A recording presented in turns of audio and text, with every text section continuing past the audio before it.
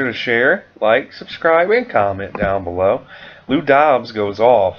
Why doesn't someone tell Speaker Ryan to go to hell? He'd sell out his own mother.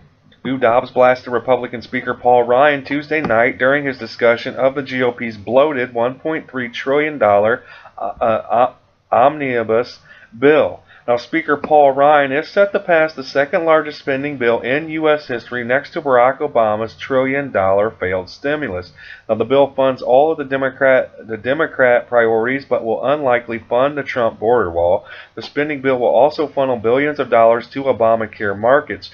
Now, Lou Dobbs escalated his attacks on Trump-bashing Speaker Paul Ryan on Tuesday. Let's quickly, if we may, turn to the omnibus legislation, the Friday midnight deadline on shutting down the government, the omnibus bill moving now, and do you have time to, if you can reach agreement on its content, do you have time to beat that deadline?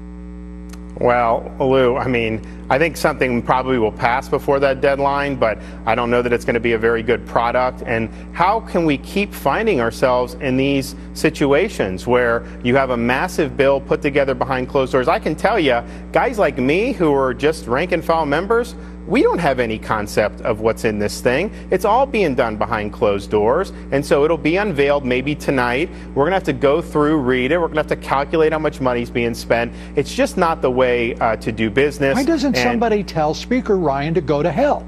I mean, this is an embarrassment. He represents only the U.S. multinational interest on K Street. He doesn't represent Republican thinking. He's not a conservative. He is, in my judgment, one of the most erratic people we've ever seen in the speakership.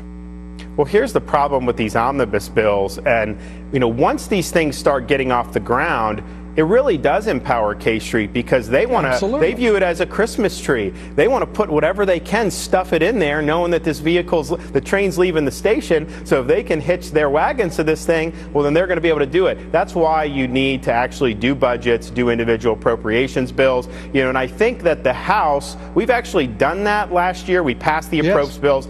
The Senate has not passed a single standalone appropriation bill, I think, in like 6 or 8 years. And so whatever criticism of the House, and there's definitely fair criticism there, you know, the U.S. Senate has proven itself to be incapable of doing the core function of the Congress, which is to pass these appropriations bills in a transparent and open way so that the American people know how their money's being spent and we're doing what needs to be done. And the problem is this is like Groundhog Day. Same thing over and over again. Yeah. We got to call a different play at some point to try to get some better results. Yeah, well, better results for whom?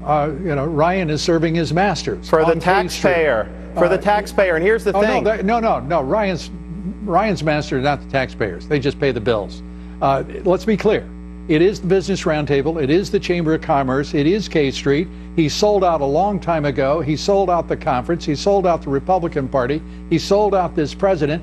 And he would sell out his mother based on his record of 20 years and such little accomplishment and absolute favor for all of his dearest friends who write big checks.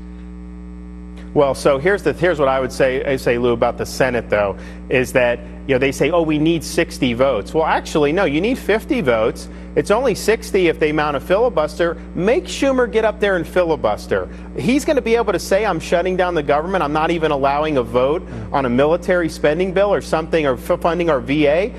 We've never called his bluff on that, though, and so they basically get away with saying, I'm going to threaten a filibuster, therefore you got to do a big omnibus bill, and then I get all the pork that I want. So it's like, subscribe, and comment down below and tell me how you feel about this report.